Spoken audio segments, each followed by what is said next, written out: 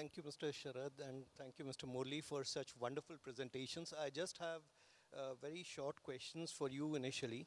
Uh, First to Mr. Sharad, I would like to know, I mean, on the edge data centers, what kind of opportunities lie for places like Indore, which are tier 2 cities?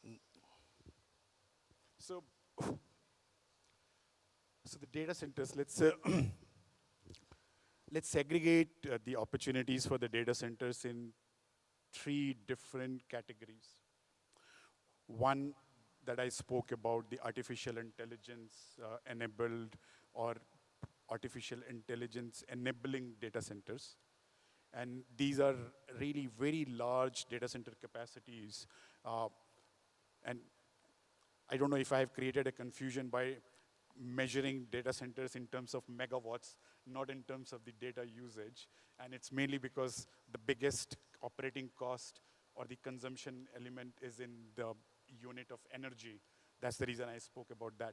So, but anyway, so the biggest consumption or the need of the data centers are for the AI and the core setups. And these are the campuses coming up with the gigawatts capacities. So 100-acre land or 200-acre land consuming so much of data center capacity. And this is where everything will happen. Everything that we do at the end of the day, trainings and inferencing and processing of all that happens there. And this is primarily being set up by the company like us and being consumed by the large hyperscaler or the cloud service providers like Amazon, Microsoft, Google, Meta, Apple, etc. The second set of the data centers are for the enterprises. Imagine your banking transactions happening somewhere. The engineering and research and development happening that requires a lot of simulation exercises closer to the offices, and that's where a lot of the processing capacity is required. These are much smaller in capacity, enterprise data centers, but it's still large enough to be categorized in the scope of 50 to 100 megawatt of the workloads. First set of data centers are coming primarily in Mumbai, Hyderabad, Visakhapatnam, Chennai, and Noida. The second set of the data centers more related with the enterprises or the banks that we will be using for your core banking and the other setup in more like places like Bangalore, Hyderabad, etc. But the third component is that once all these data are processed or all these data are there, they also need to be distributed. The content that is created has to be streamed to the masses. And for the network optimization sake, for the sake of also the latency, it is good to have these processing happening closer to the users rather than happening in the central locations. So for example, right now, if you go and look in the eyeballs way, and then the World Cup is going on, and if one is watching matches, then the real data says that the majority of the data consumption is happening in tier 2, tier 3, and the villages. If you open the Instagram, a lot of reels are being made in just for the sake of expression, Jhumri Talaya, not in anywhere else, right? Now for that processing, you need local data centers. Now these local data centers are as good as in the feature-wise and the capability-wise as the core data center or the AI data center, but much smaller in capacity. Not in 1 gigawatt, not in hundreds of megawatts, but 5 to 10 megawatts of the kind of a capacity. And that's the opportunity is that serving the local market, serving the local user base, using the content hosting place or content caching place closer to the user consumption, that's where the edge opportunity is. And there is a movement around creation of lot of edge data centers already. In fact, we as an organization have launched data centers in Lucknow. There is a data center that is under development in Chandigarh, and there are data centers under development phases in almost every state. Indore should be the very prominent location with a lot of enterprises presence here. But we are chasing one customer that is taking us to Bhopal. So we will be setting up an edge data center in Bhopal. And I think I have a friend here who already has a data center here, so want to make sure that he's also able to make money. I'm sure Narendra is somewhere here. Murali, one question to you. You have been managing, investments to the tune of 1 lakh crore for Tata Electronics. How is it to be, how is it like to be building, such a massive, factory and manufacturing facility in Dholera? So first of all, it's a huge responsibility to spend that money extremely carefully.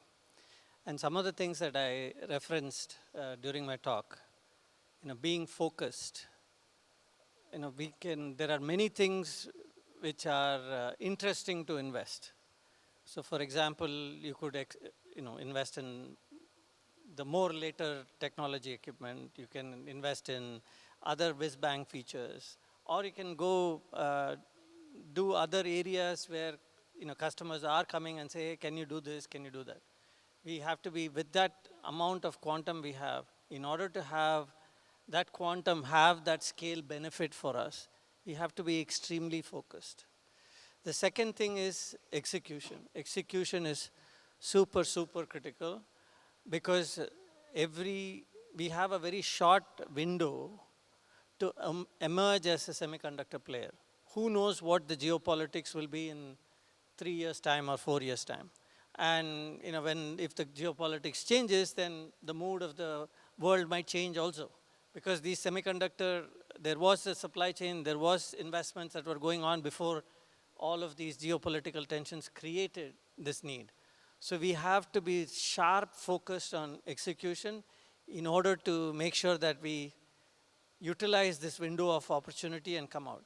To me, that is the smart way how we manage. Of course, there are a lot of day-to-day challenges and difficulties. For instance, this was even out in the public news a few months ago that we had some challenges with the soil condition in Dholera, Gujarat.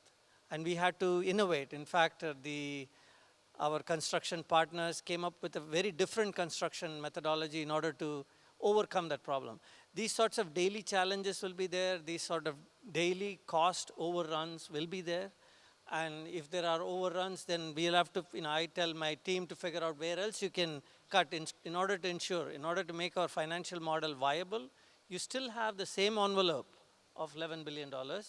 Figure out a different way to reduce somewhere else. Maybe it's in equipment, maybe it's in another form of construction, maybe it's value engineering.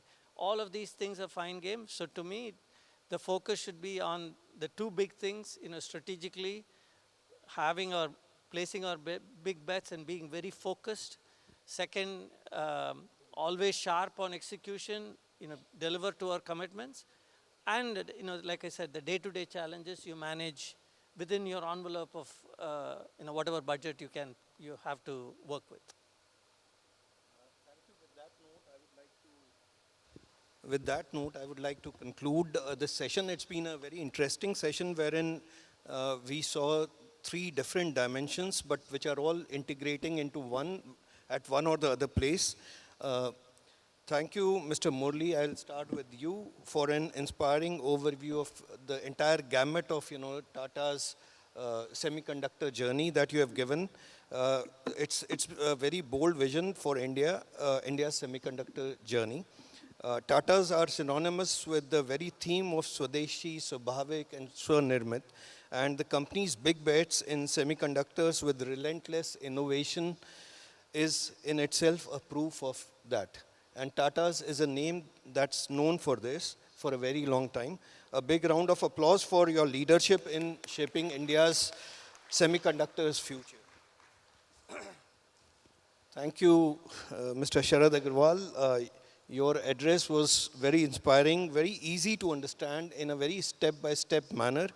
It was a masterclass that explained the various aspects of the data center industry, the opportunities and the challenges that are associated with it, and India's plans vis-a-vis the world for becoming self-reliant, and also not only becoming self-reliant, maybe one day very soon exporting to some of the other countries of the world. Thank you very much for educating us with your 30+ years of experience in IT infrastructure, cloud, and data centers.